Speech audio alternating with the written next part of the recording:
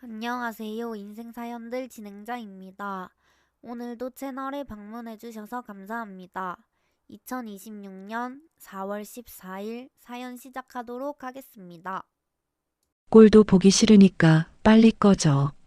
시도 못 받는 년이 이 집에서 밥이나 축내고 있었어. 시어머니가 제 캐리어를 발로 걷어차며 소리를 질렀습니다. 그 옆에서 불룩한 배를 감싸 안은 상간녀가 입꼬리를 올리며 킥킥 웃었습니다. 남편은 소파에 앉은 채 고개도 돌리지 않았습니다. 그날 저는 위자료 한 푼 없이 맨몸으로 쫓겨났습니다. 2년 뒤 그들은 저에게 돌잔치 초대장을 보내왔습니다. 식대를 전액 내놓으라는 전화와 함께 저는 웃으며 대답했습니다. 알겠다고, 아주 확실하게 계산해 주겠다고.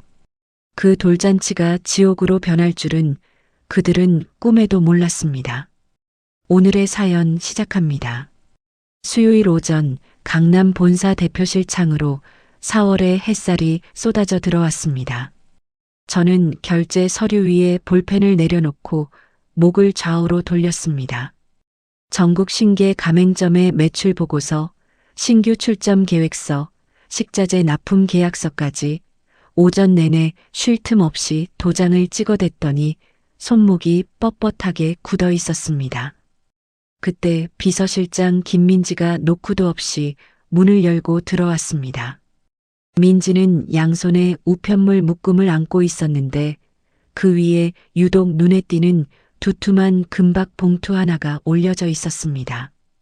대표님, 오전 우편물인데요. 이건 좀 특이해서 따로 뺐어요. 민지가 금박 봉투를 제 책상 한가운데에 내려놓으며 말했습니다. 저는 봉투를 집어들었습니다. 반짝이는 금색 테두리 안에 빼곡한 한글이 인쇄되어 있었습니다. 박준서 첫 돌잔치에 귀한 걸음을 해주시면 감사하겠습니다. 봉투를 뜯자 안에는 초대장과 함께 작은 카드가 한 장 더 들어 있었습니다. 장소는 서울 시내 최고급 5성급 호텔의 VIP 연회장. 날짜는 이번 주 토요일이었습니다. 카드 하단에는 유라 명의의 축의금 계좌번호가 굵은 글씨로 박혀 있었습니다. 박준서, 민호와 유라 사이에서 태어난 아이 시어머니가 입에 달고 살던 귀한 장손의 이름이었습니다. 2년 전 시어머니는 제가 아이를 갖지 못한다는 이유 하나로 저를 짐승 취급했습니다. 민호와 불륜을 저지른 유라가 임신했다는 소식에 시어머니는 두 팔을 벌려 유라를 맞아들였고 저에게는 짐을 싸서 나가라는 말뿐이었습니다. 쫓겨나던 날 유라가 불룩한 배를 양손으로 감싸 안고 현관 앞에 떡 버티고 서 있던 모습이 떠올랐습니다. 언니 미안해요. 근데 어쩌겠어요. 시어머니가 저보고 들어오래서. 유라가 입꼬리를 올리며 고개를 까딱였습니다. 시어머니는 유라 옆에서 팔짱을 낀 채 제 캐리어를 발로 걷어찼습니다. 꼴도 보기 싫으니까 빨리 꺼져. 시도 못 받는 년이 이 집에서 밥이나 축내고 있었어. 민호는 거실 소파에 앉아 고개도 돌리지 않았습니다. 저는 캐리어 손잡이를 잡고 현관문을 나섰습니다. 등 뒤에서 유라의 킥킥거리는 웃음소리와 시어머니의 삿대질이 복도 끝까지 따라왔습니다. 그날 이후 2년 저는 길거리 포장마차 하나로 시작해 잠을 줄이고 이를 악물었습니다. 새벽 4시에 시장에서 재료를 떼어오고 밤 12시까지 혼자 홀을 닦았습니다. 손톱이 갈라지고 허리가 꺾여도 멈추지 않았습니다. 그 결과가 지금 이 자리, 전국 신계 가맹점을 거느린 대형 프랜차이즈 가온의 대표실이었습니다. 저는 초대장을 책상 위에 탁 내려놓았습니다. 민지 씨, 이거 누가 보낸 건지 발신인 확인돼요? 우편물에 별도 발신인 표기는 없었는데요. 혹시 아시는 분이에요? 민지가 눈을 동그랗게 뜨며 물었습니다. 저는 대답 대신 초대장을 손가락으로 톡톡 두드렸습니다. 바로 그 순간 책상 위에 놓아둔 제 개인 휴대폰이 진동을 울렸습니다. 화면에 뜬 번호를 보는 순간 제 손가락이 멈췄습니다. 2년 동안 단 한 번도 연락이 없던 전 시어머니의 번호였습니다. 저는 천천히 전화를 받아 귀에 가져다 댔습니다. 여보세요. 야, 윤지원이지. 나야 나. 시어머니의 쉰 목소리가 귀를 찔렀습니다. 2년이 지나도 달라진 게 하나도 없는 사람을 깔아뭉개는 그 말투였습니다. 초대장은 받았겠지.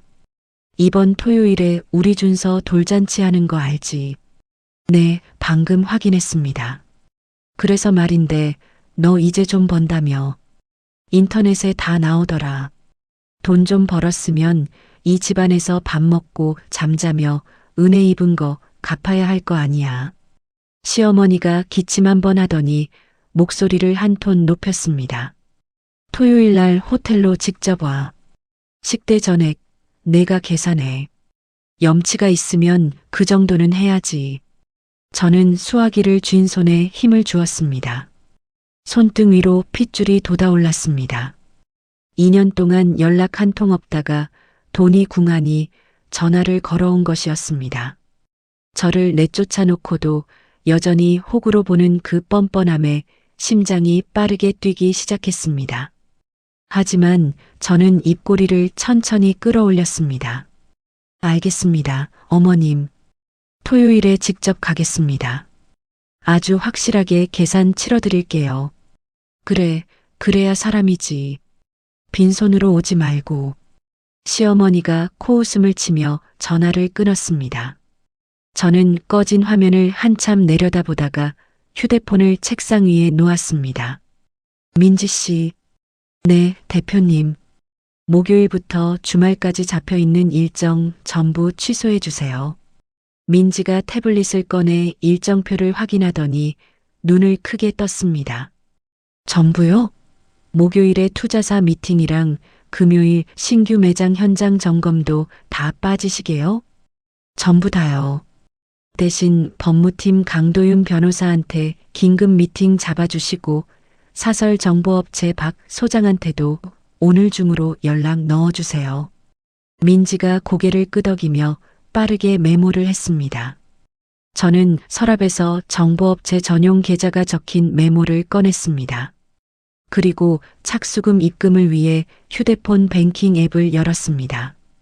목요일 오전 김민지가 밤사이 정보업체에서 도착한 급행 보고서를 가져왔습니다.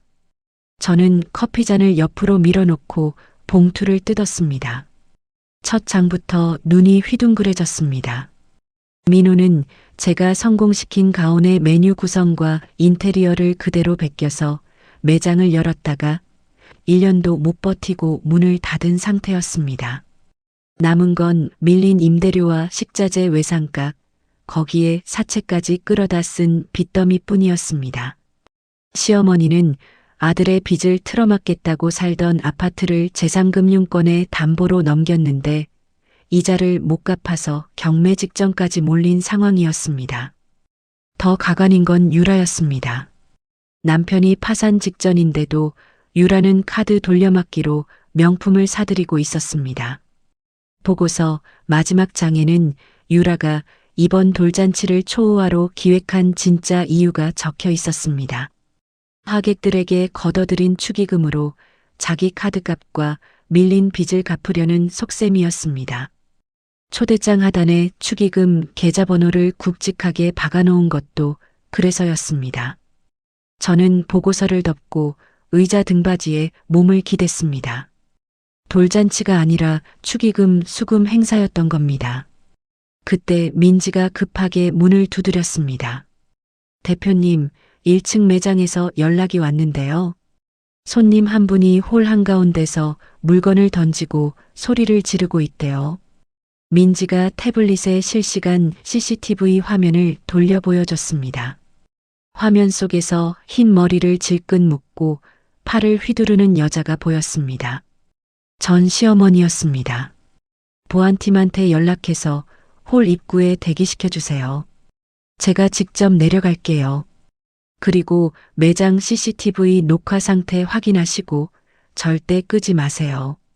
저는 엘리베이터를 타고 1층으로 내려갔습니다. 매장 유리문을 열자마자 시어머니의 날카로운 고함이 귀를 때렸습니다. 이 도둑년이 우리 집 돈을 훔쳐서 이런 가게를 차린 거야. 다 우리 민호 거라고. 시어머니가 테이블 위에 물컵을 집어 바닥에 내리꽂았습니다. 유리 파편이 타일 위로 튀어나갔습니다. 점심시간을 앞두고 자리를 잡은 손님 대여섯 명이 의자에서 벌떡 일어나 뒤로 물러섰습니다. 어머님, 저는 카운터 옆을 지나 홀 한가운데로 걸어갔습니다. 시어머니가 고개를 확 돌렸습니다. 2년 만에 마주한 시어머니의 얼굴에는 깊은 주름이 패여 있었고 눈 밑에는 검은 그늘이 짙게 내려앉아 있었습니다. 야, 윤지원. 너 전화 받고도 돈을 안 보내니까 내가 직접 온 거야. 시어머니가 저를 향해 손가락질을 하며 한 걸음 다가왔습니다. 토요일 돌잔치 호텔 예약금 1,000만 원. 당장 현찰로 내놔. 지금 당장. 어머님, 여기는 손님들이 식사하시는 곳입니다. 할 말씀이 있으시면 위층 사무실로 올라가시죠. 사무실은 무슨 사무실이야? 시어머니가 옆에 있던 메뉴판 꼬지를 손으로 쓸어 바닥에 떨어뜨렸습니다. 철제 꼬지가 타일 바닥에 부딪혀 쨍그랑 소리를 냈습니다. 내 아들 돈으로 장사 배워놓고 이혼하고 나서는 나 몰라라 하더니 이제 돈 좀 벌었으면 은혜를 갚아야지. 이 배은망덕한 년아. 손님들이 휴대폰을 꺼내 촬영하기 시작했습니다. 직원 2명이 시어머니에게 다가가려 했지만 저는 손을 들어 직원들을 멈춰 세웠습니다. 천장 모서리에 달린 CCTV의 빨간 불빛이 깜빡이고 있었습니다. 시어머니가 카운터 위에 냅킨 통을 집어들더니 제 발치를 향해 내던졌습니다. 냅킨이 바닥에 흩날렸습니다. 1,000만 원. 현찰로. 안 그러면 여기서 안 나가. 저는 흩어진 냅킨을 내려다보다가 고개를 들었습니다. 시어머니의 충혈된 눈과 시선이 부딪혔습니다. 어머님, 알겠습니다. 토요일에 호텔로 직접 가져다 드리겠습니다. 1,000만 원 현찰로요. 시어머니의 눈이 커졌습니다. 거칠게 숨을 몰아쉬던 시어머니가 입술을 핥으며 한 발 물러섰습니다. 진짜지. 말 바꾸면 가만 안 둬. 약속드립니다. 저는 또박또박 말했습니다. 시어머니가 코를 훌쩍이며 핸드백 끈을 어깨에 걸쳤습니다. 그래야 사람이지. 토요일에 봐. 시어머니가 어깨를 으쓱하며 매장 문을 밀고 나갔습니다. 유리문이 닫히고 시어머니의 뒷모습이 인도 너머로 사라질 때까지 저는 그 자리에 서서 지켜보았습니다. 저는 돌아서며 민지에게 전화를 걸었습니다. 민지 씨, 강도윤 변호사님한테 지금 바로 올라와 달라고 해주세요. 흥신소박 소장님도 같이요. 30분 뒤 대표실 소파에 두 남자가 나란히 앉았습니다. 왼쪽은 깔끔한 네이비색 정장의 도윤이었고 오른쪽은 낡은 가죽 점퍼에 면도도 대충 한 박 소장이었습니다. 도윤이 제가 건넨 정보업체 보고서를 훑어보며 입을 열었습니다.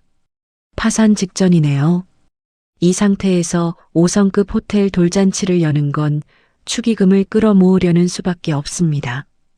도윤 씨, 저는 단순히 망신을 주려는 게 아니에요. 저는 초대장 위에 인쇄된 박준서 첫 돌잔치라는 글씨를 손가락으로 짚었습니다. 시어머니가 목숨보다 소중하게 여기는 게 뭔지 아시죠? 귀한 장손. 그 타이틀 자체를 무너뜨릴 거예요. 도윤이 안경 너머로 저를 가만히 들여다보았습니다.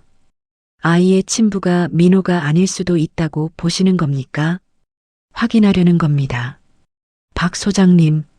저는 소파 맞은편에서 몸을 앞으로 숙이며 박 소장을 바라보았습니다. 유라라는 여자의 과거 행적을 전부 뒤져주세요. 임신 시기 전으로 어디를 다녔는지, 누구를 만났는지요. 이틀 안에 결과가 필요합니다. 저는 미리 준비해둔 수표 한 장을 테이블 위로 밀었습니다. 박 소장이 수표의 금액을 확인하더니 휘파람을 불 뻔한 입을 간신히 다물었습니다. 알겠습니다. 팀 전원 투입하죠. 박 소장이 수표를 점퍼 안주머니에 넣고 자리에서 일어나 나갔습니다. 대표실 문이 닫히자 도윤이 팔꿈치를 테이블에 올리며 말했습니다. 박 소장 결과가 나오는 대로 저한테도 공유해 주세요. 법적으로 쓸 수 있는 것과 없는 것을 제가 걸러드리겠습니다. 도윤이 서류 가방을 들고 문 앞에서 멈췄습니다. 고개만 돌려 저를 보며 말했습니다. 2년 전에 당하기만 하던 지원 씨 눈이 아닙니다. 지금은 그때의 저는 이미 없어요. 도윤이 고개를 끄덕이며 문을 열고 나갔습니다. 그날 자정 박 소장에게서 전화가 왔습니다. 대표님 한 건 걸렸습니다. 유라라는 여자 민호랑 결혼하기 직전까지 강남 쪽 대형 호스트바를 수시로 드나들었습니다. 제이라는 호스트한테 거액을 쏟아부었고요. 사진도 확보했습니다. 임신 시기랑 겹치나요?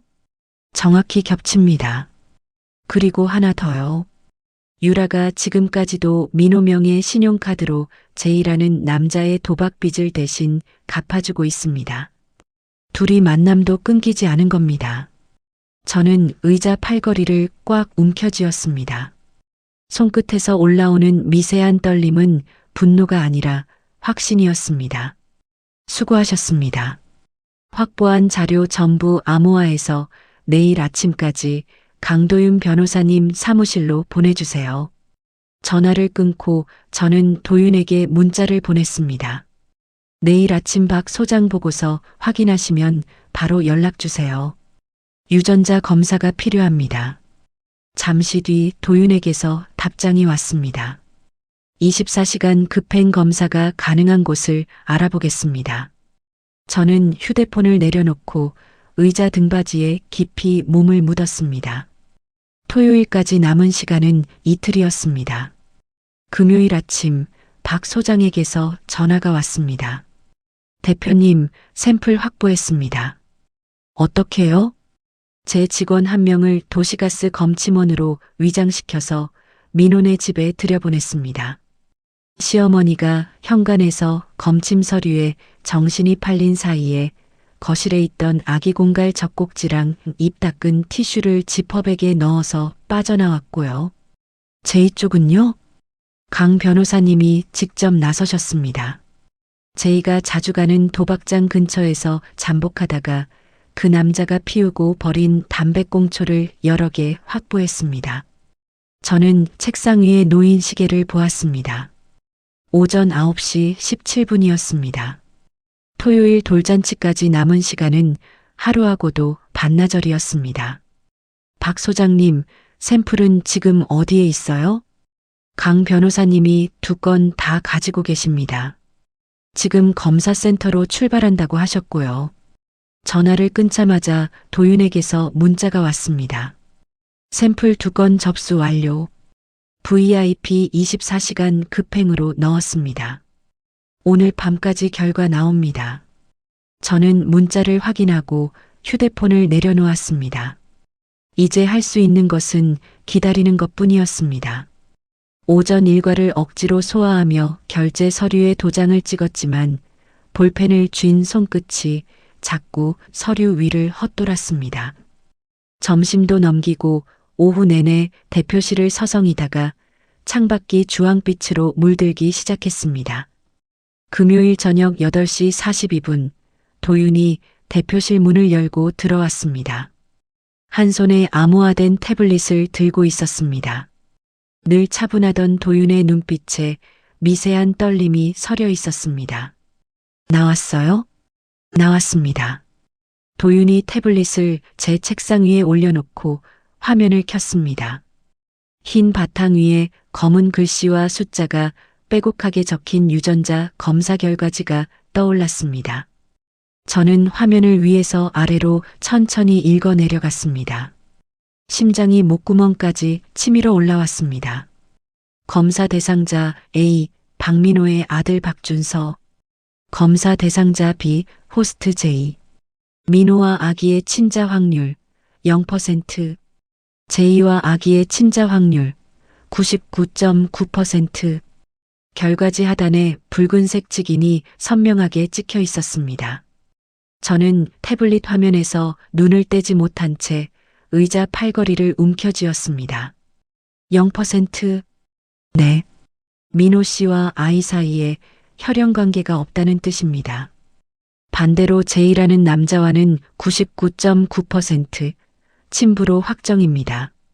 도윤이 태블릿 옆에 서서 팔짱을 낀 채 말했습니다. 시어머니가 저를 내쫓으면서까지 끌어안은 귀한 장손. 대를 잇는다며 불륜녀를 안방에 들인 이유, 저를 불임이라 짓밟고 쫓아낸 이유. 그 모든 것의 중심에 있던 아기가 민호의 핏줄이 아니었습니다. 유라가 호스트바에서 만든 다른 남자의 아이였습니다. 저는 천천히 숨을 내쉬었습니다. 가슴속에서 뜨거운 것이 치밀어 올랐지만 저는 이를 악물고 삼켜버렸습니다. 도윤 씨, 이것만으로는 부족해요. 그래서 하나 더 가져왔습니다. 도윤이 태블릿 화면을 넘겼습니다. 금융거래 내역서가 떠올랐습니다. 유라가 민호 명의로 몰래 대출을 받아서 제2의 대포 통장으로 수억 원을 보냈습니다. 날짜, 금액, 계좌번호 전부 확인됐고요. 저는 거래 내역을 한 줄 한 줄 읽어 내려갔습니다. 송금 날짜만 23건, 금액을 합치면 3억이 넘었습니다. 남편 이름으로 빚을 내서 다른 남자에게 갖다 바친 겁니다. 도윤 씨, 내일 돌잔치에서 이 자료들을 전부 쓸 거예요. 도윤이 안경을 벗어 셔츠 자락으로 닦으며 고개를 끄덕였습니다. 예상은 했습니다. 어떤 방식으로 쓸 건지 말씀해 주시면 법적으로 선을 잡겠습니다. 저는 의자에서 일어나 창가로 걸어갔습니다. 돌잔치 영상 송출은 호텔 영상팀이 담당하죠? 보통은 그렇습니다. 그 영상팀 직원을 한 명 만나야 해요. 유라가 준비한 아기 성장 동영상 대신 제가 만든 영상을 틀 거예요. 저는 돌아서서 도윤을 마주 보았습니다. 유라의 호스트바 사진, 매장에서 시어머니가 난동 부린 CCTV, 그리고 유전자 검사 결과지. 이걸 하나로 편집해서 연회장 대형 스크린에 띄울 겁니다. 도윤이 잠시 입술을 다물고 저를 지켜보더니 낮은 목소리로 말했습니다. 내일 그 자리에서 전부 끝내겠다는 거군요. 네. 한 방에요. 도윤이 서류 가방에서 휴대폰을 꺼내 어딘가에 전화를 걸었습니다. 접니다. 호텔 연애 담당 매니저 연결해 주세요. 네, 급한 건입니다. 저는 도윤이 통화하는 동안 박 소장에게 문자를 보냈습니다. 호스트 J 자택 주소 보내주세요. 내일 아침에 퀵으로 보낼 것이 있습니다. 잠시 뒤 주소가 도착했습니다.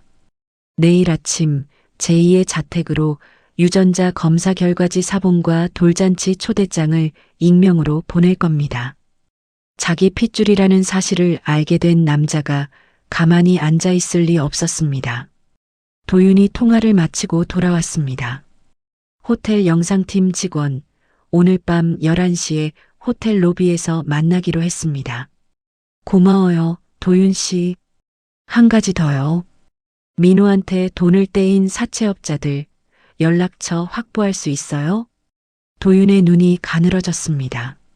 내일 호텔에 축의금이 잔뜩 모인다는 정보를 흘리라는 겁니까? 저는 대답 대신 입꼬리를 올렸습니다.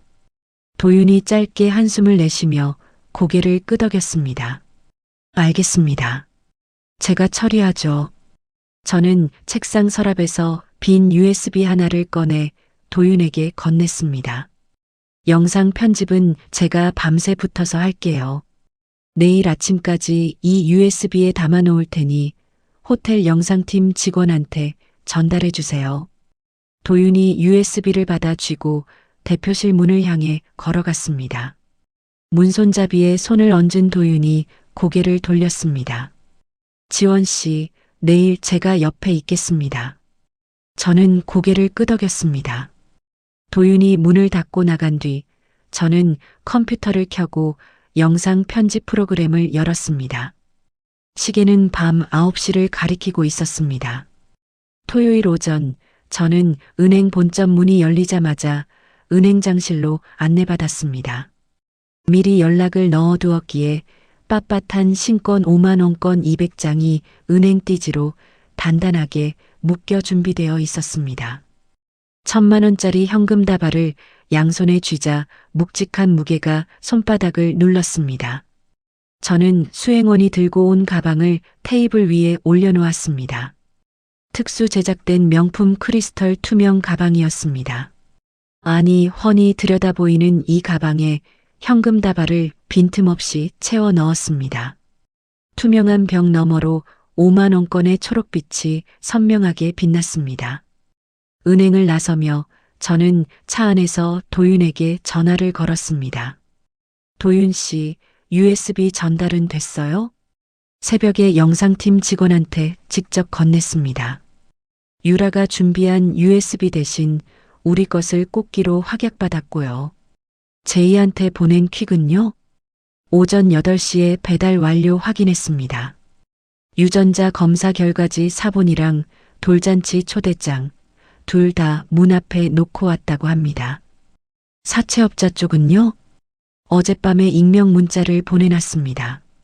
오늘 호텔 연회장에서 민호가 수천만 원어치 축의금을 걷는다는 내용으로요.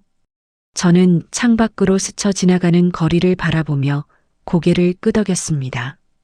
고마워요. 호텔에서 봐요. 오후 2시 호텔에 도착한 저는 최고층 VIP 특실로 올라갔습니다. 전날 통째로 빌려둔 스위트룸에서 도윤이 먼저 와 노트북을 펼쳐놓고 있었습니다. 연회장에 하객들이 모이기 시작했습니다. 유라가 입구에서 축의금 봉투를 직접 챙기고 있고 민호는 시어머니랑 단상 옆에 서 있네요. 도윤이 노트북 화면을 돌려 보여줬습니다. 연회장 내부 화면이었습니다. 유라가 하객들에게 연신 허리를 숙이며 봉투를 받아 챙기고 있었고 민호는 양복을 입고 있었지만 어깨가 축 처져 있었습니다. 시어머니는 한복을 차려입고 하객들 사이를 돌아다니며 연신 입을 놀리고 있었습니다. 저는 전신 거울 앞에 섰습니다. 수천만 원을 호가하는 검은 정장이 몸에 빈틈없이 감겨 있었고 귀와 목에 걸린 보석들이 조명 아래서 날카롭게 빛을 쏘았습니다. 2년 전 캐리어 하나 끌고 쫓겨나던 여자의 모습은 어디에도 없었습니다. 저는 크리스털 가방을 집어들었습니다. 투명한 가방 안에서 1,000만 원의 현금 다발이 출렁였습니다. 가시죠. 수행원 2명을 대동하고 엘리베이터를 타고 연회장 층으로 내려갔습니다. 연회장 큰 문 앞에 서자 안쪽에서 웅성거리는 소리와 잔잔한 음악이 새어나왔습니다. 저는 숨을 한번 깊이 들이쉬고 문을 밀었습니다. 화려한 샹들리에 불빛이 쏟아졌습니다. 둥근 테이블마다 하객들이 빼곡히 앉아 있었고 단상 위에는 꽃으로 장식한 아기 의자가 놓여 있었습니다. 문이 열리는 소리에 가장 가까운 테이블의 하객 서너시 고개를 돌렸습니다. 그 시선이 저를 훑더니 눈이 커졌습니다. 웅성거림이 파도처럼 번져나갔습니다. 테이블마다 고개가 돌아갔고 수저를 들던 손이 멈췄습니다. 저 사람 누구야? 가온 대표 아니야? 전 며느리가 왜 여기를? 속삭임이 연회장을 채우는 사이 저는 수행원들과 함께 중앙 통로를 걸었습니다. 구두굽이 대리석 바닥을 또각또각 두드렸습니다. 크리스털 가방 안의 현금 다발이 샹들리에 빛을 받아 초록빛으로 번쩍였습니다. 시어머니가 하객들 사이에서 저를 발견하고 눈을 부릅떴습니다. 한복 고름을 움켜쥐고 성큼성큼 다가오더니 손가락을 치켜들었습니다. 야, 윤지원. 여기가 내가 올 자리. 저는 시어머니의 손가락 끝을 눈으로 한번 훑고 시선을 돌려 시어머니 옆을 스쳐 지나갔습니다. 시어머니가 허공에 멈춘 채 입을 벌리고 서 있었지만 저는 단상 중앙의 메인 테이블을 향해 걸음을 멈추지 않았습니다. 메인 테이블 앞에 도착했습니다.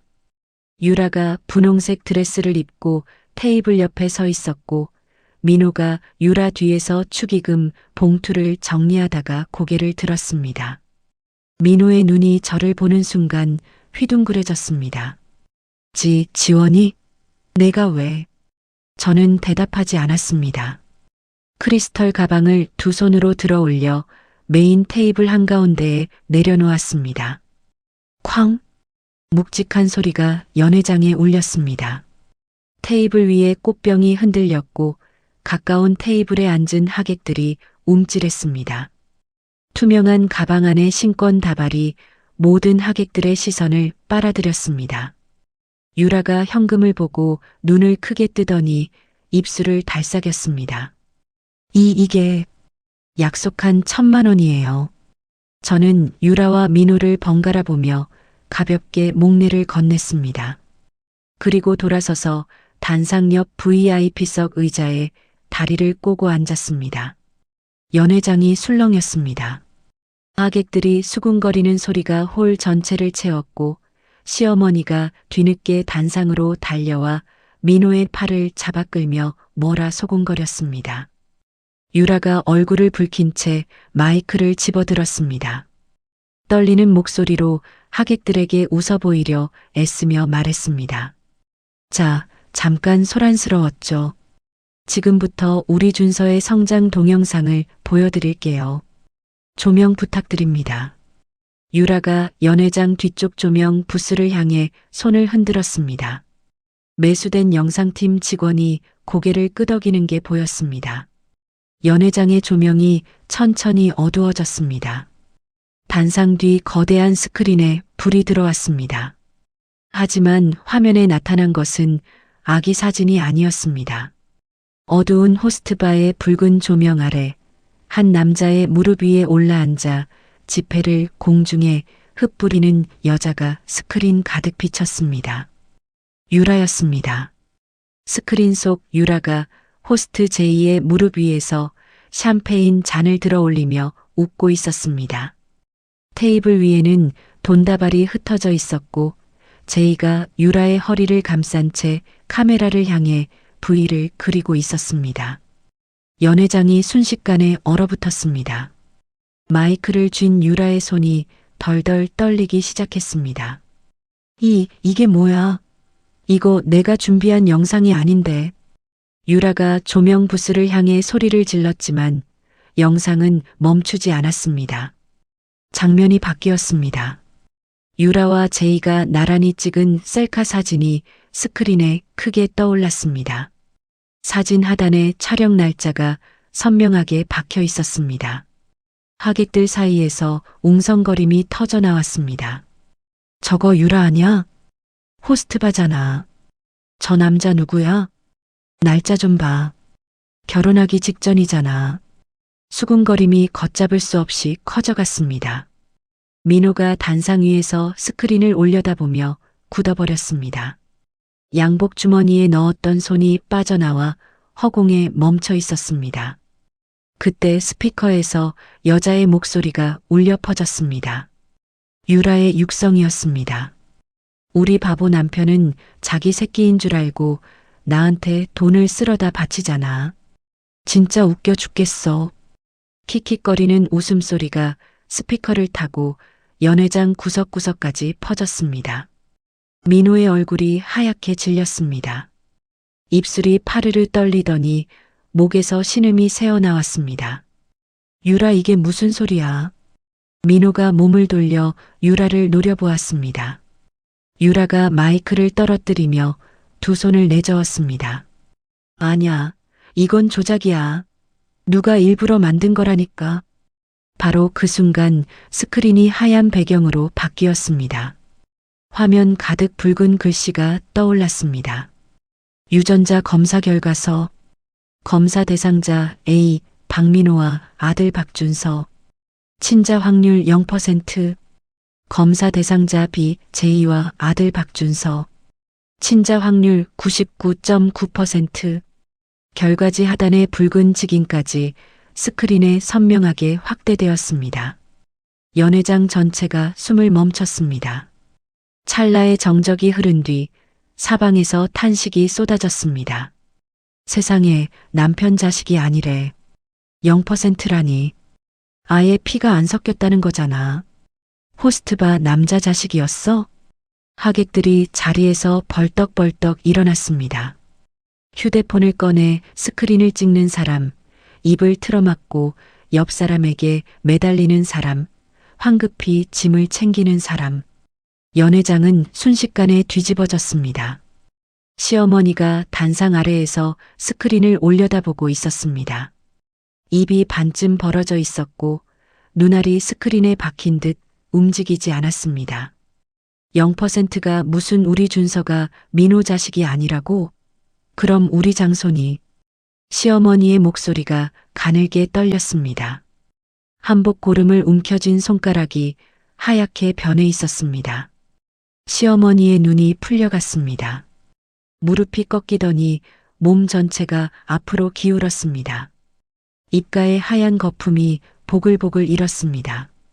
시어머니가 카펫 위로 쓰러지며 온몸을 뒤틀기 시작했습니다. 어머니, 민호가 단상에서 뛰어내려 시어머니에게 달려갔습니다. 하지만 시어머니를 붙잡은 민호의 손이 떨리고 있었습니다. 민호의 충혈된 눈이 유라를 향해 돌아갔습니다. 유라가 뒷걸음질을 쳤습니다. 민호야. 나 말 좀 들어봐. 이건 다 거짓말이야. 누가 우리를 모함하려고. 닥쳐. 민호가 바닥에서 벌떡 일어났습니다. 두 걸음 만에 유라에게 다가간 민호가 유라의 머리채를 한 움큼 틀어쥐었습니다. 내 자식이 아니라고? 호스트바 남자 자식을 나한테 씌운 거야? 민호가 유라의 머리채를 잡아 끌며 단상 위로 내동댕이 쳤습니다. 유라의 등이 꽃 장식대에 부딪혀 화병이 와장창 깨졌습니다. 꽃잎과 유리 파편이 단상 위로 튀었습니다. 살려줘. 놓으라고. 유라가 바닥에 엎드려 기어가며 비명을 질렀습니다. 하객 두세 명이 달려와 민호의 팔을 붙잡았지만 민호는 팔을 뿌리치며 울부짖었습니다. 내 인생을 망쳐놓고 내 인생을. 접시가 바닥에 떨어져 산산조각 났고 뒤집힌 테이블에서 샴페인이 카펫 위로 쏟아졌습니다. 아기가 울음을 터뜨렸습니다. 돌보미가 아기를 안고 연회장 구석으로 달아났습니다. 저는 VIP석에 앉은 채 그 광경을 지켜보았습니다. 다리를 꼰 채 등받이에 등을 기대고 두 손을 무릎 위에 가지런히 올려놓은 자세 그대로였습니다. 그때 연회장 큰 문이 벌컥 열렸습니다. 가죽 점퍼에 찢어진 청바지를 입은 남자가 헐레벌떡 뛰어들어왔습니다. 눈이 벌겋게 선 남자가 연회장을 둘러보다가 단상 위에 스크린을 올려다보았습니다. 아직 꺼지지 않은 스크린에 유전자 검사 결과가 붉은 글씨로 남아 있었습니다. 내 자식이 맞잖아. 남자가 이를 악물고 중얼거렸습니다. 호스트 제이였습니다. 제이가 연회장 통로를 성큼성큼 걸어왔습니다. 하객들이 양옆으로 갈라지며 길을 내줬습니다. 유라, 내 새끼를 남의 남편한테 씌워놓고 나한테는 입도 안 벌렸어. 제이가 구겨진 검사 결과지 사본을 허공에 흔들며 소리를 질렀습니다. 바닥에 엎드려 있던 유라가 고개를 들었습니다. 이마에서 피가 한 줄기 흘러내리고 있었습니다. 제이야, 여기서 이러지 마. 사람들이 보잖아. 사람들이 보면 어때? 내 피가 섞인 애를 왜 이 집구석에 묶어놓는 건데? 그리고 내 도박빚, 내가 갚아준다고 해놓고 나한테 전부 떠넘겼잖아. 그 돈 당장 내놔. 민호가 유라에게서 손을 떼고 제이를 돌아보았습니다. 내가 그 호스트바 놈이야? 그래 나야. 네 마누라가 매일 밤 나한테 기어왔어. 민호가 이를 악물고 제이에게 달려들었습니다. 양복 소매가 찢어지는 소리와 함께 두 남자가 뒤엉켰습니다. 바로 그 순간 연회장 뒤쪽 문이 쾅 하고 열렸습니다. 검은 점퍼를 입은 남자 서너시 우르르 쏟아져 들어왔습니다. 선두에 선 밀머리 사내가 소리를 질렀습니다. 박민호 어디 있어? 돈 가지고 여기서 잔치를 벌이고 있었어? 민호에게 돈을 떼인 사채업자들이었습니다. 사채업자 무리가 단상 쪽으로 밀고 들어왔습니다. 바닥에서 제이와 뒤엉켜 있던 민호가 고개를 들었습니다. 민호의 얼굴이 흙빛으로 변했습니다. 사장님, 여기서 이러시면. 닥쳐. 네가 빌린 돈이 얼마인데 잔치집에서 놀고 자빠져 있어. 밀머리 사내가 민호의 양복깃을 움켜쥐고 일으켜 세웠습니다. 다른 사채업자가 단상 위 메인 테이블에 놓인 축의금 봉투 가방을 낚아챘습니다. 이거 다 축의금이지? 이것부터 가져간다. 안 돼요. 그건 제 거예요. 유라가 바닥에서 기어가며 사채업자의 다리를 붙잡았습니다. 사채업자가 유라의 손을 뿌리치며 봉투 가방을 어깨에 메었습니다. 하객들이 비명을 지르며 출구로 몰려갔습니다. 테이블이 줄줄이 뒤집어지고 의자가 나뒹굴었습니다. 고급 샴페인 병이 바닥에 부딪혀 깨지는 소리, 울음소리, 고함소리가 뒤섞여 연회장 전체를 뒤흔들었습니다. 카펫 위에 쓰러져 있던 시어머니가 눈을 반쯤 뜨고 허공을 더듬었습니다. 우리 장손, 우리 귀한 장손. 시어머니의 손이 허공을 헤맸지만 아무도 그 손을 잡아주지 않았습니다. 사람들이 시어머니의 몸 옆을 밟고 지나가며 출구를 향해 달아났습니다.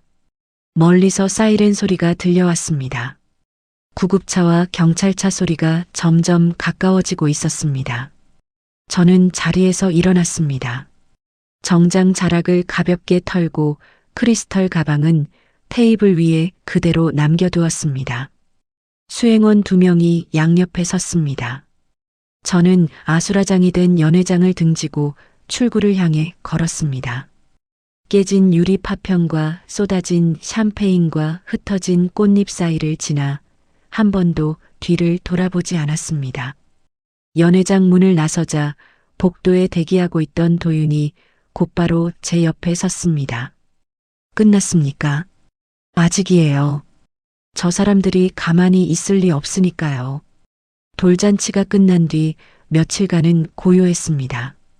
경찰이 연회장 난동 관련으로 민호와 제이 사채업자들을 조사한다는 소식만 간간히 들려왔을 뿐 유라 쪽에서는 아무런 움직임이 없었습니다. 하지만 저는 그 침묵을 믿지 않았습니다. 궁지에 몰린 사람이 가장 위험하다는 걸 알고 있었습니다. 수요일 아침 출근길에 민지에게서 전화가 왔습니다. 대표님, 지금 인터넷 좀 보셔야 할 것 같아요. 무슨 일이에요? 유튜브에 대표님 관련 영상이 하나 올라왔는데 실시간 검색어 1위예요. 저는 차 안에서 휴대폰을 꺼내 유튜브를 열었습니다. 메인 화면 상단에 빨간 글씨로 긴급 폭로라고 박힌 영상이 올라와 있었습니다. 조회수가 이미 200만을 넘기고 있었습니다. 영상을 재생했습니다. 얼굴에 모자이크 처리를 한 남녀가 어두운 방에 나란히 앉아 있었습니다. 여자의 목소리는 유라였고 남자의 체형은 민호였습니다. 유라가 고개를 숙이며 흐느끼기 시작했습니다. 저희가 이렇게까지 나올 수밖에 없는 이유를 알아주세요. 윤지원이라는 여자가 저희 가정을 파탄냈어요. 진행자의 목소리가 끼어들었습니다. 어떻게 파탄을 냈는지 구체적으로 말씀해 주시죠. 원래 저희 남편이 개발한 레시피를 그 여자가 통째로 훔쳐갔어요. 그걸로 가온이라는 회사를 세운 거예요. 민호가 옆에서 주먹을 불끈 쥐며 말했습니다. 맞아요. 제가 몇 년을 고생해서 만든 레시피인데 이혼하면서 전부 가져가 버렸어요. 유라가 눈물을 닦는 신용을 하며 목소리를 높였습니다. 그것도 모자라서 저희 아들 돌잔치에 조직폭력배를 보내서 잔치를 엉망으로 만들었어요. 시어머니가 쓰러져서 병원에 실려갔는데 그 여자는 구경만 하고 있었다고요. 저는 영상을 멈췄습니다. 손가락 끝이 차가워지고 있었습니다. 회사에 도착하자마자 민지가 복도에서 뛰어왔습니다. 대표님, 영상 댓글에 불매운동하자는 글이 수천 개 달렸고 벌써 가맹점 몇 군데에서 항의 전화가 오고 있어요. 주가는요? 개장하자마자 떨어지기 시작했어요. 저는 대표실로 들어가 컴퓨터를 켰습니다. 온라인 커뮤니티마다 제 이름이 도배되어 있었습니다. 가온 대표 윤지원, 남편 레시피 훔친 도둑년, 돌잔치에 조폭 보낸 여자, 가온 불매운동 동참합니다. 진실 확인 없이 퍼져나간 글이 눈덩이처럼 불어나고 있었습니다. 오후가 되자 고객센터 전화기가 쉴 틈 없이 울렸고 직원들이 수화기를 들 때마다 욕설이 쏟아졌습니다. 매출이 시간 단위로 곤두박질 쳤습니다. 저녁 무렵 본사 로비가 시끄러워졌습니다. 대표님, 가맹점주 대표들이 로비에 모여서 시위를 시작했어요. 당장 해명하라고요. 저는 창가에 서서 아래를 내려다보았습니다. 정문 앞에는 개인 방송 카메라를 든 유튜버 대여섯 명이 진을 치고 있었고 출근하는 직원들의 길을 막아서며 마이크를 들이밀고 있었습니다. 민지 씨, 지금부터 본사 출입 전면 통제해 주세요. 정문 뒷문 전부 보안 요원 배치하고 외부인 출입 일절 차단이요. 네, 대표님. 그리고 강도윤 변호사님한테 지금 바로 상황실로 와달라고 연락해 주세요. 민지가 나간 뒤 저는 블라인드를 내렸습니다. 밖에서 들려오는 고함 소리와 카메라 셔터 소리가 블라인드 너머로 스며들었습니다. 10분 뒤 도윤이 서류 가방을 들고 상황실에 들어왔습니다. 영상 확인했습니다. 선수를 쳤네요. 도윤 씨, 저 영상 뒤에 돈이 움직였을 거예요. 유라가 남은 명품을 팔아서 유튜버한테 건넸을 가능성이 높아요. 도윤이 의자에 앉으며 서류 가방에서 노트북을 꺼냈습니다. 같은 생각입니다. 유튜버의 자금 흐름을 추적하면 유라와의 거래 내역이 나올 겁니다.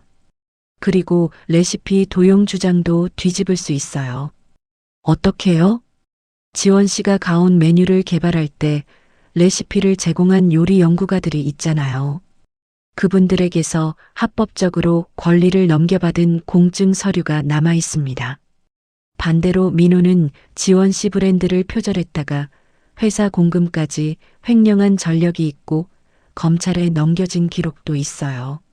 저는 도윤을 마주보며 고개를 끄덕였습니다. 전부 끌어모아 주세요. 유튜버 자금 추적, 레시피 공증 서류, 민호 횡령 기록. 하나도 빠짐없이요. 도윤이 노트북을 두드리며 말했습니다. 이틀이면 충분합니다. 저는 상황실 벽에 걸린 시계를 올려다보았습니다. 밖에서는 가맹점주들의 구호 소리가 점점 커지고 있었습니다. 이틀 안에 끝내주세요, 도윤 씨. 이번에는 저 사람들이 다시는 일어서지 못하게 만들 거예요. 도윤이 노트북에서 눈을 떼고 저를 올려다보았습니다. 제가 칼을 갈아드리겠습니다. 지원 씨는 내리치기만 하면 됩니다. 이틀 동안 잠을 제대로 자지 못했습니다. 본사 앞 시위는 날이 갈수록 거세졌고 매출은 바닥을 향해 곤두박질 치고 있었습니다. 가맹점주들의 항해 전화가 하루에 수백 통씩 쏟아졌습니다. 하지만 도윤은 약속을 지켰습니다. 이틀째 되는 날 저녁 도윤이 두툼한 서류 봉투 3개를 들고 상황실에 들어왔습니다. 전부 확보했습니다. 도윤이 첫 번째 봉투를 열며 말했습니다. 민호가 과거에 가온 레시피를 훔치려다 실패하고 오히려 회사 공금을 횡령해서 검찰에 넘겨진 기록 원본입니다. 두 번째 봉투에서는 금융거래 내역서가 나왔습니다. 유라가 유튜버의 차명 계좌로 3억 원을 입금한 내역입니다. 자금 추적으로 합법적으로 확보했고요.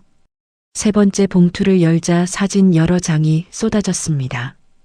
어두운 지하 주차장에서 유라와 유튜버가 만나는 장면이었습니다. 유라가 검은 종이 가방을 유튜버에게 건네고 있었고 유튜버는 다른 손에 서류 뭉치를 들고 있었습니다. 주차장 차량 블랙박스에 찍힌 영상입니다. 유라가 유튜버에게 돈가방을 건네면서 거짓 대본을 맞추는 장면이 선명하게 남아 있어요. 저는 사진을 한 장 한 장 넘기며 입꼬리를 올렸습니다. 도윤 씨, 기자회견을 열 거예요. 언제요? 내일 오전. 언론사 기자들, 그리고 시위 중인 가맹점주 대표들까지 전부 본사 대강당으로 불러주세요. 도윤이 고개를 끄덕이며 휴대폰을 꺼냈습니다. 기자단 소집은 제가 하겠습니다. 레시피 원작자인 요리 연구가분들도 출석시킬까요? 당연하죠. 그분들이 직접 단상에 올라와서 공증 서류를 보여줘야 해요. 저는 서류 봉투 3개를 가슴에 안고 상황실을 나섰습니다. 다음 날 오전 10시 본사 대강당이 사람으로 가득 찼습니다. 기자 100여 명이 카메라와 녹음기를 들고 빼곡히 자리를 잡았고 대강당 뒤편에는 시위를 벌이던 가맹점주 대표 20여 명이 팔짱을 낀 채 서 있었습니다. 플래시가 쉴 새 없이 터지는 가운데 저는 단상 위로 올라갔습니다. 먼저 이 자리에 와주신 기자분들과 가맹점주 대표님들께 감사드립니다. 저는 마이크를 잡고 대강당을 한번 둘러보았습니다. 며칠 전 유튜브에 올라온 영상에서 전 남편 박민호가 가온의 레시피를 개발했고 제가 그것을 훔쳤다는 주장이 나왔습니다. 지금부터 그 주장이 얼마나 터무니없는 거짓말인지 직접 보여드리겠습니다. 저는 단상 옆을 향해 손을 내밀었습니다. 가온의 핵심 메뉴를 만들어주신 요리 연구가 3분을 모셨습니다. 직접 올라와 주시죠. 양복을 차려입은 요리 연구가 3명이 단상 위로 올라왔습니다. 그중 가장 연장자인 백발의 남성이 마이크를 건네받아 입을 열었습니다. 저는 40년간 한식을 연구해온 사람입니다. 가온의 대표 메뉴 5가지는 제가 직접 개발해서 윤지원 대표에게 정식으로 권리를 넘긴 겁니다. 공증까지 마친 서류가 여기 있습니다. 요리 연구가가 공증 서류를 들어 올리자 플래시 세례가 쏟아졌습니다. 기자들이 서류를 향해 카메라를 들이밀었습니다. 반대로 박민호라는 사람은 이 레시피를 무단으로 베껴 쓰다가 적발된 전력이 있습니다. 자기가 개발했다는 말은 새빨간 거짓말입니다. 기자석에서 웅성거림이 번졌습니다. 저는 요리 연구가에게 목례를 건네고 마이크를 넘겨받았습니다. 다음은 저희 법무 담당 강도윤 변호사가 추가 자료를 공개하겠습니다. 도윤이 단상 위로 올라와 대형 스크린 앞에 섰습니다. 스크린에 민호의 과거 횡령 기록이 떠올랐습니다. 박민호는 과거 가온 프랜차이즈의 레시피를 훔치려다 실패했고 회사 공금까지 횡령한 혐의로 검찰에 넘겨진 기록이 있습니다. 도윤이 리모컨을 눌러 화면을 바꿨습니다. 유라가 유튜버의 차명 계좌로 3억 원을 입금한 금융거래 내역이 스크린에 떠올랐습니다. 이번 가짜 영상을 제작한 유튜버의 차명 계좌로 최유라가 3억 원을 입금한 내역입니다. 날짜와 금액이 명확하게 확인됩니다. 기자들이 일제히 펜을 놀리기 시작했습니다. 가맹점주 대표들의 팔짱이 하나둘 풀리고 있었습니다. 도윤이 다시 리모컨을 눌렀습니다. 스크린에 어두운 지하 주차장 영상이 재생되기 시작했습니다. 유라가 검은 종이 가방을 유튜버에게 건네고 있었고 유튜버가 가방을 열어 안에 돈다발을 확인하는 장면이 선명하게 잡혔습니다. 두 사람이 서류를 펼쳐놓고 머리를 맞대며 대본을 맞추는 모습까지 고스란히 담겨 있었습니다. 차량 블랙박스에 녹화된 영상입니다. 최유라와 유튜버가 돈을 주고받으며 거짓 대본을 짜는 장면이 전부 찍혀 있습니다. 대강당이 술렁였습니다. 기자 한 명이 자리에서 벌떡 일어나 소리쳤습니다. 그러면 그 폭로 영상이 전부 돈을 주고 만든 조작이라는 겁니까? 맞습니다. 처음부터 끝까지 돈으로 사서 만든 가짜입니다. 도윤이 또박또박 대답했습니다. 대강당 뒤편에서 가맹점주 한 명이 두 손으로 얼굴을 감쌌습니다. 저는 도윤에게서 마이크를 넘겨받고 단상 중앙에 섰습니다. 저는 오늘부로 박민호, 최유라 그리고 해당 유튜버를 거짓 사실 퍼뜨리기, 업무방해, 특수공갈 혐의로 형사 고소했습니다. 동시에 수백억 원 규모의 손해배상 청구 소송도 접수했습니다. 플래시가 폭풍처럼 터졌습니다. 기자들이 일제히 손을 들었습니다. 바로 그 순간 대강당 뒤쪽에서 민지가 뛰어들어왔습니다. 민지가 태블릿을 들고 단상 앞까지 달려와 저에게 화면을 보여줬습니다. 속보 알림이 떠 있었습니다. 대표님, 지금 그 유튜버가 해외로 도망치려다 공항에서 잡혔대요. 출국 금지가 걸려서 발이 묶였다고요. 저는 태블릿 화면을 기자들을 향해 돌렸습니다. 보시다시피 가짜 영상을 만든 유튜버가 방금 공항에서 출국 금지에 걸렸습니다. 대강당이 한순간 조용해졌다가 곧 여기저기서 탄성이 터져 나왔습니다. 속보 화면에는 공항 출국장에서 분노한 빚쟁이들과 피해 가맹점주들에게 둘러싸여 멱살을 잡히는 유튜버의 모습이 생중계되고 있었습니다. 기자회견이 실시간으로 뉴스에 송출되면서 대강당 분위기가 완전히 뒤집어졌습니다. 저를 향하던 의심과 분노가 사라지고 카메라 앞에서 고개를 끄덕이는 기자들의 표정이 달라져 있었습니다. 뒤편에 서 있던 가맹점주 대표 한 명이 앞으로 나와 단상 아래에서 허리를 깊이 숙였습니다. 대표님, 저희가 확인도 안 하고 몰아세워서 죄송합니다. 괜찮습니다. 대표님들도 피해자예요. 저는 가맹점주 대표의 손을 잡아 일으켜 세웠습니다. 기자회견이 끝나자 본사 앞을 막아서던 유튜버들은 카메라를 챙겨 주랭랑을 쳤습니다. 시위를 벌이던 가맹점주들은 본사 로비에서 직원들에게 고개를 숙이며 생업으로 돌아갔습니다. 대강당을 나서자 복도에 쏟아지는 카메라 플래시 사이로 도윤이 제 옆에 나란히 걸었습니다. 서류 가방을 단단히 쥔 도윤의 옆모습이 눈에 들어왔습니다. 도윤 씨, 네, 고마워요. 도윤이 고개를 살짝 돌려 저를 보며 입꼬리를 올렸습니다. 아직 끝난 게 아닙니다. 재판이 남았으니까요. 기자회견 이후 6개월이 흘렀습니다. 기자회견 다음 날부터 온라인 커뮤니티의 분위기가 완전히 뒤집어졌습니다. 저를 향하던 욕설과 불매운동은 하루아침에 사라졌고 가맹점마다 물건을 싹쓸이하는 응원 소비가 이어졌습니다.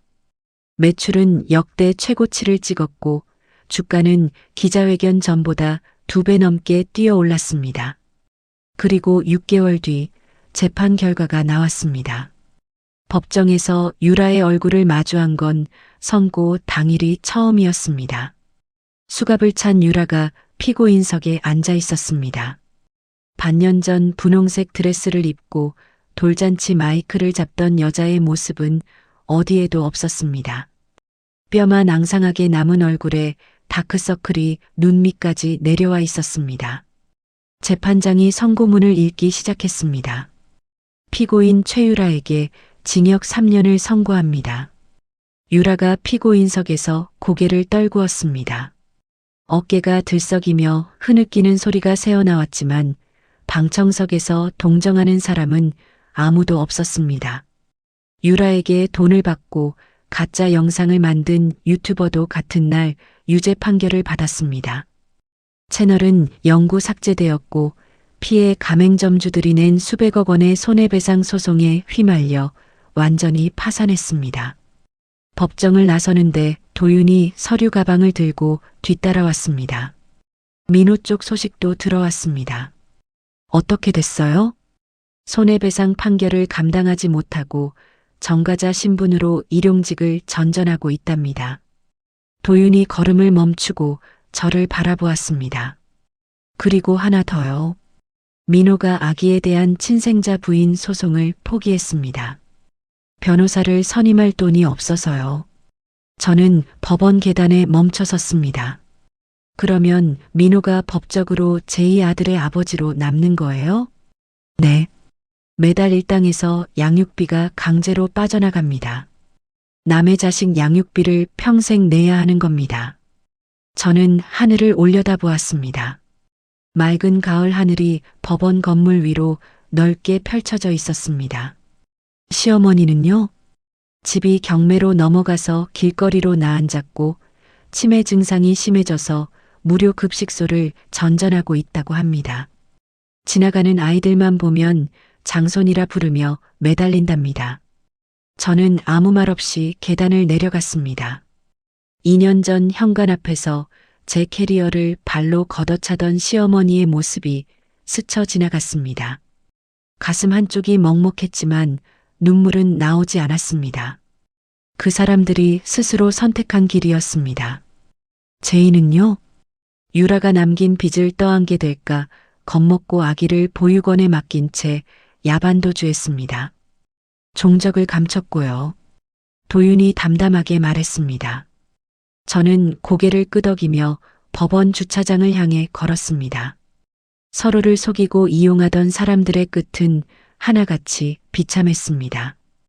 귀한 장손이라 떠들던 아기는 보육원에 버려졌고 장손의 목숨을 걸던 시어머니는 남의 아이에게 매달리며 길거리를 헤매고 있었습니다.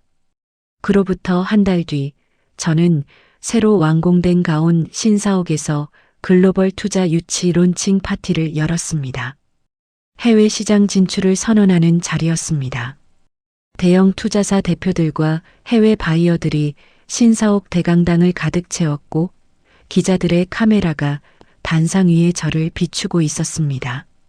가온은 오늘부터 글로벌 브랜드로 도약합니다. 저를 믿고 함께해 주신 가맹점주분들과 직원분들 그리고 고객분들께 진심으로 감사드립니다. 박수가 쏟아졌습니다. 단상에서 내려온 저를 도윤이 맞이했습니다. 오늘 도윤은 정장 대신 가온 본사 임원 명찰을 달고 있었습니다. 도윤은 한 달 전 자신이 몸담았던 로펌 대표직을 내려놓았습니다. 그리고 제 회사의 공동대표이자 법무총괄로 정식 합류했습니다. 축하합니다, 대표님. 도윤이 샴페인 잔을 건네며 말했습니다. 저는 잔을 받아들며 도윤의 눈을 바라보았습니다. 대표님이라니. 이제 같은 대표끼리 그렇게 딱딱하게 부를 거야? 도윤이 잠깐 멈칫하더니 입꼬리를 올렸습니다. 축하해, 지원아. 고마워, 도윤아. 론칭 파티가 끝난 밤, 저는 도윤과 함께 신사옥 최고층 스카이라운지 테라스로 올라갔습니다. 유리난간 너머로 서울 도심의 야경이 끝없이 펼쳐져 있었습니다. 수만 개의 불빛이 검은 하늘 아래서 반짝이고 있었습니다. 바람이 불어왔습니다. 저는 난간에 기대어 서서 샴페인 잔을 들었습니다. 도윤이 제 옆에 나란히 서서 같은 곳을 바라보고 있었습니다. 도윤아. 응. 2년 전에 빗속에서 캐리어 하나 끌고 나오던 날 다시는 누구한테 밟히는 사람이 되지 않겠다고 다짐했어. 저는 야경을 내려다보며 말했습니다. 근데 혼자였으면 여기까지 못 왔을 거야. 도윤이 고개를 돌려 저를 바라보았습니다. 도윤의 손이 난간 위에 놓인 제 손 위로 천천히 포개졌습니다. 따뜻한 온기가 손등을 타고 올라왔습니다. 앞으로도 혼자 보내지 않을 거야. 도윤이 제 손을 꼭 쥐며 말했습니다. 저는 도윤의 손을 맞잡고 샴페인 잔을 야경을 향해 들어 올렸습니다. 도윤도 잔을 들었습니다. 유리잔이 부딪히며 맑은 소리가 밤하늘에 울려 퍼졌습니다. 2년 전 빗속에서 버려졌던 윤지원은 이제 어디에도 없었습니다. 2년 전 빗속에서 캐리어 하나 끌고 쫓겨나던 여자는 눈물 대신 이를 악물었습니다. 새벽 4시에 시장 문을 두드리고 밤 12시까지 홀을 닦으며 하루하루를 버텨냈습니다. 그 끝에서 윤지원은 자신을 버린 사람들 앞에 당당히 서서 계산을 치렀습니다. 복수는 화려했지만 그 복수를 만든 건 화려함이 아니었습니다. 포장마차 앞에서 갈라진 손톱으로 국을 끓이던 새벽 허리가 꺾여도 일어서던 그 시간들이 진짜 무기였습니다. 누군가 당신을 만만하게 본다면, 무너뜨리려 든다면 기억하세요. 가장 강한 반격은 당신이 잘 사는 것입니다. 이야기를 끝까지 들어주신 분이 계시다면 잘 들었다고 댓글 하나만 남겨주세요. 감사합니다. 오늘의 사연도 끝까지 들어주신 시청자 여러분, 감사합니다. 오늘 하루도 무탈하고 행복한 하루 보내시길 바라겠습니다.